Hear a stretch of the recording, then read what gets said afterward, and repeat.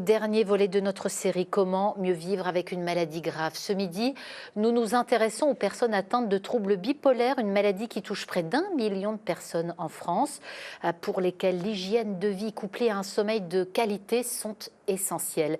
Reportage de Valérie Odile et Kamel Kalfouni. Comme tous les matins, Claire vient rendre visite à Francis. Bonjour Claire, ça va?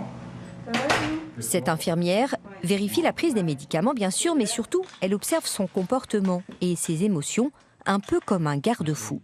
Vous êtes levé, habillé, changé, prêt à affronter la journée. Oui, tout à c'est fait. parfait. Oui. C'est bien.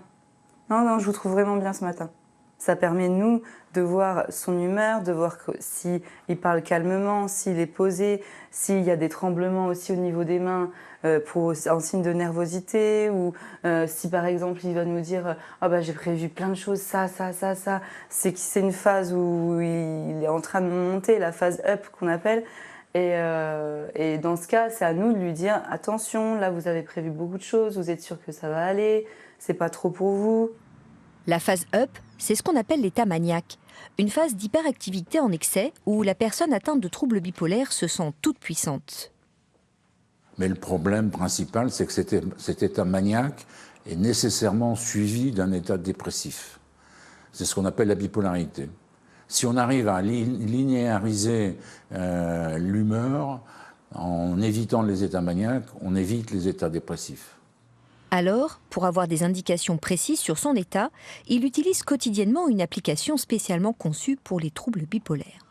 Alors je rentre le nombre d'heures de sommeil, là il y en avait 10, je rentre les émotions du jour et l'application me dit où j'en suis au niveau de mon humeur du jour. Et là je suis à 5 sur 10, donc je suis équilibré. Avant, il rentrait toutes ces données dans un carnet de route. La régularité du sommeil est un élément primordial dans la bonne gestion de la maladie. Quand il y a trop de sommeil, on sait qu'on risque de passer dans une phase dépressive. Donc il faut s'astreindre à se lever le matin. Exemple, le passage de l'infirmière qui va conduire à sortir du lit et pas s'enfermer dans du sommeil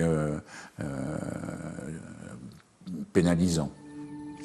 Francis peut alors mettre en place différents outils, comme ses lunettes de luminothérapie pour retrouver le moral, ou la méditation de pleine conscience pour calmer l'esprit et retrouver de l'énergie. Les repas jouent également un rôle régulateur dans les troubles bipolaires, pour la qualité des nutriments bien sûr, mais aussi parce qu'ils servent de repère dans la journée. Ça time la journée. Quand on est dépressif, on ne mange pas. On n'a pas envie de manger, donc il faut se forcer à manger. Quand on est en phase up, on n'a pas la sensation de faim, ou on a une sensation de faim très importante. Le problème avec les troubles bipolaires, c'est que les symptômes peuvent être vécus par tout un chacun tout au long de la vie, d'où la difficulté de diagnostiquer la maladie. Il faut en moyenne 10 ans. C'est souvent un passage par le centre expert de l'Axou qui permet de la détecter, car ici, on sait faire la différence entre les troubles bipolaires et la dépression pure. Ça n'a rien à voir. La dépression, le trouble dépressif, c'est une répétition des épisodes dépressifs dans la vie, sans épisode d'exaltation ou d'accélération psychomotrice. Alors que le trouble bipolaire, ça va être une répétition d'épisodes d'exaltation psychomotrice et d'épisodes dépressifs sur la vie entière des patients, dans la majorité des cas. Donc tu vas commencer par une ligne de vélo. Les antidépresseurs seuls ne sont donc pas recommandés. Le sport est bien plus efficace, d'autant plus que parmi les causes de la maladie, on trouve les traumas, chocs, deuil, agression. Le sport permet alors d'aller de l'avant et de retisser du lien social. Tous ces outils mis en place par Francis depuis des années lui permettent aujourd'hui de mieux gérer ses troubles bipolaires et d'avoir une vie quasi normale.